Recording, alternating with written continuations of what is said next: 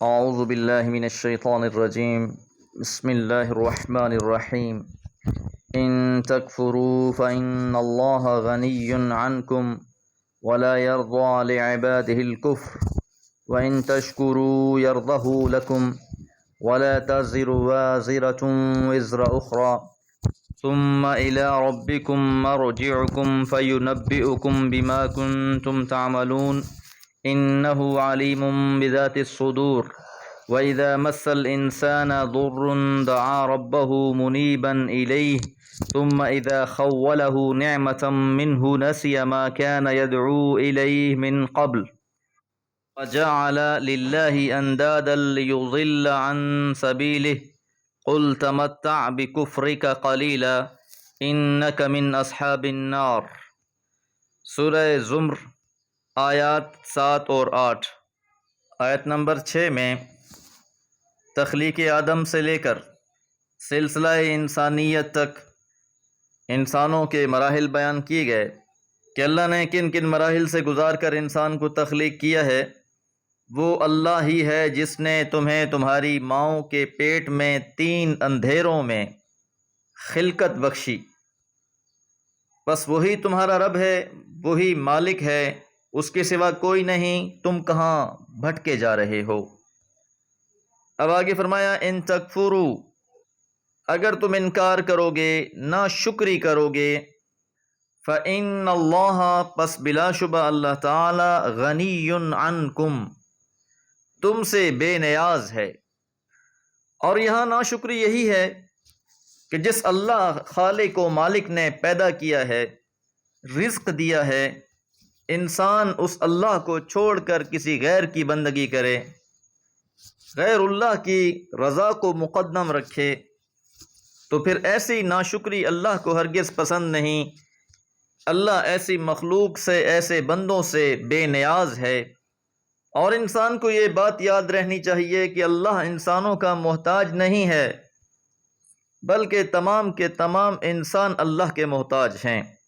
ولا یرضی، اور وہ راضی نہیں ہوتا، وہ پسند نہیں کرتا، لعبادہ الکفر، اپنے بندوں کی ناشکری، کہ جب بندے کفران نعمت پر اتر آتے ہیں تو یہ بات اللہ کو پسند نہیں ہے۔ وَإِن تَشْكُرُوا، اور اگر تم شکر کرو گے، اپنے خالق حقیقی اور مالک حقیقی کو پہچانو گے، اس کا شکر بجا لاؤ گے، یرضاہ لکم، تو یہی بات اسے تمہارے لیے پسند ہے۔ اسی بات پر اللہ تعالیٰ خوش ہوتا ہے کہ جو لوگ اللہ کے شکر گزار ہیں، اللہ کے وہ پسندیدہ ہیں۔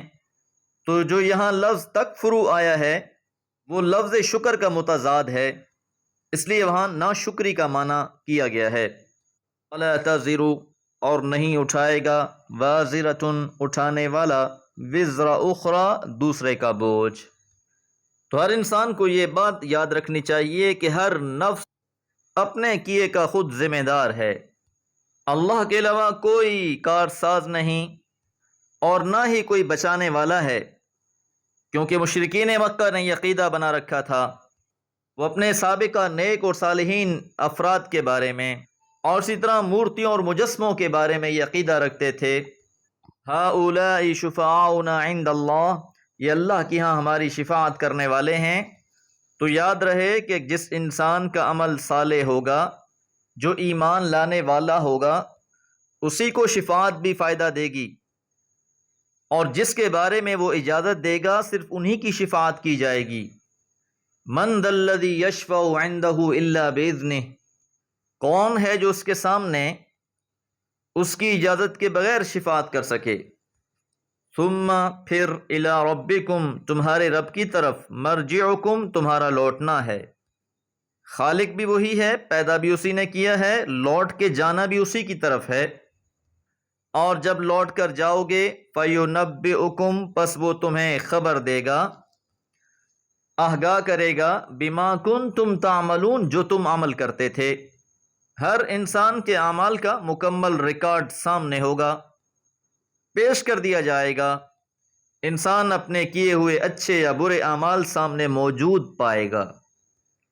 انہو بلا شبہ وہ اللہ تعالی علیم خوب علم رکھنے والا ہے، بذات الصدور سینوں کے بھیدوں سے بھی، کہ جو انسان کے دل میں ہے اللہ اس سے بھی آگاہ ہے، وہ تو نیتوں سے بھی واقف ہے۔ وَإِذَا مَسَّ الْإِنسَانَ اور جب بھی انسان کو پہنچتی ہے، ضرٌ کوئی تکلیف مصیبت، دعا ربہ پکارتا ہے اپنے رب کو، منیباً الیہ اسی کی طرف متوجہ ہو کر۔ اب یہاں سے انسان کی ایک فطرت بیان کی جا رہی ہے کہ جب بھی اس پر تکلیف اور مصیبت آ جاتی ہے یہ خالص اللہ کو پکارتا ہے، اللہ کے علاوہ اسے اور کوئی یاد نہیں رہتا۔ مصیبت میں سے یہ بات سمجھ میں آ جاتی ہے کہ میری تکلیفیں دور کرنے والی ذات اللہ کی ہے، میرا کارساز اللہ ہے۔ ثم پھر اذا خولہ جب وہ اسے بخش دیتا ہے، نعمتم منہ اپنی طرف سے نعمت، بندے نے اللہ کو پکارا، اللہ نے اس مصیبت کو دور کر دیا، اس کی تکلیف کو ہٹا دیا، جو اس نے چاہا اسے میسر ہو گیا، حصول مقصود کے بعد نسیا بھول گیا۔ کیا بھول گیا؟ ما کان یدعو الیہ جس کے لیے وہ پکار رہا تھا، من قبل اس سے پہلے، کہ پہلے تو وہ اللہ تعالیٰ ہی کو پکار رہا تھا، جب اللہ تعالیٰ کی طرف سے رحمت نازل ہو گئی، مسئلہ حل ہو گیا، اب یہ بھول گیا کہ اس نے اپنی تکالیف میں اللہ کو پکارا تھا۔ وَجَعَلَ اور بنانے لگا، للہ اللہ کے لیے، اندادا شریک، ند کی جمع انداد جنہیں پکارا جائے۔ اب اپنی کامیابیوں کو، اس تکلیف کے ہٹنے کو، اللہ کی رحمت کے حصول کو اللہ رب العالمین کی طرف منسوب کرنے کے بجائے یہ کہہ بیٹھتا ہے کہ مجھے فلاں کی وجہ سے کامیابی حاصل ہو گئی، میں فلاں جگہ گیا تھا تو میرا مسئلہ حل ہو گیا، بھول گیا کہ تکلیف میں تو یہ اللہ کو پکار رہا تھا۔ اور یہ ایسا کیوں ہوا اس کے ساتھ؟ لِيُضِلَّ عَن سَبِيلِهِ تاکہ یہ اللہ کی راہ سے گمراہ کر سکے، لوگوں کو اللہ کے در پر لگانے کے بجائے مخلوق کے در کا سوالی بنا دے، اللہ کے بجائے مخلوقات سے آس امید لگوا دے، یہ بھٹکانے والا ہے۔